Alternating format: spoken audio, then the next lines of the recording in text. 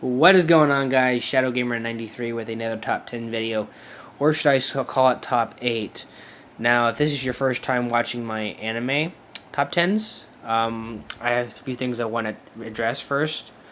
One is this is the list. These lists that I put together are mainly focused on my own opinions, nobody else's. So, with that being said, let's get started. Now, before I do, I also want to point out that I have not finished most of them on this list. So, with summer at its end, I figured, why not do the rest? I'm almost done with most of them, but I still have yet to finish them. So, there might be minor details I have not covered yet, so please bear with me. So number 8 is just a quick list because this one's not really in a top 2018 made, but it has been dubbed. So I finally got to watch it, and I thought it was really funny. Number 8 spot is Armed Girls, Mischiefism. I think that's what it's called. English dub version. Oh my god, this was so hilariously funny. There wasn't a scene out there that I did not laugh at the irony of it. The plot was manly put together. The whole the whole bad fight scene with Hachiuri was kind of funny, and the fact that each time they fight, he fights these girls from the Five Swords. They end up becoming his ally or whatnot, and it gets kind of funny, especially the bear scene, which is kind of a surprise to find out that I don't know. It just something about it was just funny and hilariously hilarious. Everything was just spot on funny. So number 7, Haru Kana Receive. If I'm saying that correctly. Haru Kana Receive. It's a volleyball anime. Now, I know I'm not really much into sports, and there's not many of them that I've liked since Bamboo Blade, Keijo, and Princess Nine, obviously. Those were the only ones that really, when it come to think about it, those were the only ones that kind of caught my eye, and nothing since. Nada. Nothing. No. Yeah. I got dark circles under my eyes from gaming. Deal with it. Yet, I still haven't figured out, or, watched the rest of the series, because, I've been dealing with stuff with outside of YouTube, mainly a few things that are going on, but I am planning on finishing a lot on this list up. So far, I liked what I seen from that show. It's not perfect, it's not great, but it's well enough to get its own spot in this list, in my own opinion. So the story, from what I understand, is her little cousin comes to her hometown to see her grandma. Her little cousin basically quit volleyball for some reason, and she's having trouble playing because I guess she's short, and she thinks she drags everything, everybody that partners up with her down. She's always that kind of negative thing. You don't want to be like Mr. Negative. It is with like can't fucking talk. With Spider-Man, with kind of like what Mr. Negative is to Spider-Man, or Venom is to Spider-Man. Something like negativity around. I don't know if that's a bad analogy, but who knows. It's like 3 in the morning. And I'm filming this at 3 in the morning. Sue me. At number 6 is Island. I don't know about this. If you're looking for something like a guy washes up at a beach, says he comes from the future, and forgets his past memories, I believe you hit the jackpot. Now, as he's trying to struggle to find his memories, I guess, from that phenomenon, you basically, find out each and every one of the girls' backstory, which I kind of like. It takes the time to explain the characters and their backstory, and then talk about how they got to that point in time. And I like that in anime. That's why it's number 6. I like it. Number 5, Happy Sugar Life. Oh my god. This one, I think, hit the nail on the nose because there's a lot to cover when it comes to Happy Sugar Life. For one, you got a troubled girl that lives in her own apartment, living with a kindergartner girl, little kid, and she's keeping the truth from her. I don't know. I know her backstory. It's kind of creepy. Where I can't remember the names, but I can remember that pink hair girl, the main protagonist. Our main protagonist kind of goes off on. She has that crazy look, like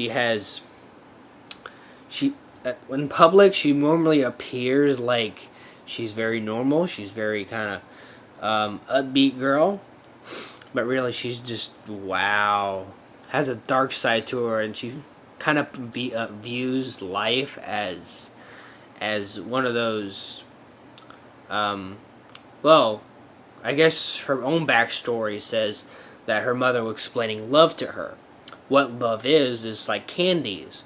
There are peppermints that are very sweet. And then there are sour ones, like people that try, being perverts and stuff, I guess. If that makes any sense at all. So she wants to... It's very creepy. That's all I got to say about it. I love it. It's very fun to watch. Now, I'm still watching the rest of this freaking show, so, half of it I haven't finished. And I really need to. But this is based off of my own opinion alone. Mine. Not yours. Mine. God, I can't trust this enough. Number 4. Asobi Asobase. I know I said this many times in my video, but I really liked the first episode. I still have yet to finish it because, like I said before, there's so many of that I have to catch up. And I have to, do it. But I want to bring you guys on to the top 10 to go along with it. So, Asobi Asobase. From what I understand it, Asobi Asobase features a young high schooler who basically gets teased by her elder sister. And I guess when she loses a game, she basically has to be an errand boy by her sister. And she's like gross to hate playing games with other people. Now this is what you guys need to ask yourselves when you think of Asobi Asobase. Now riddle me this, Batman. What do you get when you put a fashion freak, a bimbo that looks like she speaks English but she really doesn't, and a little book nerd that doesn't really like games in general because of her sister's constant teasing? You get a funny ass show like Asobi Asobase. Enough said. The way that this has been described hits the nail on the head. Because there's a lot of craziness that goes around in one classroom, and it's all about them trying to keep their astronomy club and about it. But it's funny as hell. Give it a shot. Holy shit. The amount of craziness that kind of goes through it is just funny as hell. There are funny scenarios that just happen. And when they happen, they get unbelievably, amazingly, stupendously funny. Now I'm not even done talking about this show. This show had a lot to offer me. And I still can't wait. I still haven't finished it. And it's so funny. So, yeah, that's number 4 in my own opinion. If I watched a little more, I'd probably rank it higher. But that's just my own damn opinion. Number 3, and you probably already seen this coming, it is Fully Coolly Progressive. Now, I really love this. This is a show that I've already watched the whole way. For Christ's sake, man. Fully Coolly gets a second season after what? 12, maybe more years? 13, 12 years? I don't know, the anime came out in like 2002, 2001. And I still am a fan of Fully Coolly, for Christ's sake. The whole thing is just funny, flat out funny. Kind of like when I'm laughing at is just one scene in particular where his best friend is basically in a fucking skirt. Unisex.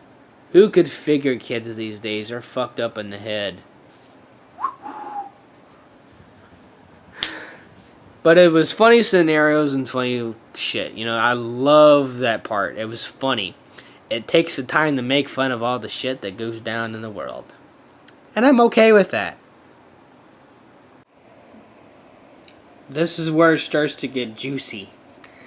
Number 2, sitting at clear far number 2, for multiple reasons, is Hanabito. I was going to put this anime at number 1, but however, with the last episode being a question mark above everybody's head, I rather put it at number 2 because, don't get me wrong, this basically had me on my toes. I even watched the dub version and the sub version, and I'm almost done with the sub version.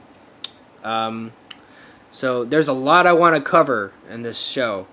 For one, the fact with Ayano, for Christ's sake, Ayano, after like what? Now, the only issues I have with this, because, you know, there's a lot of things that needs to be covered in the end, which should be mentioned.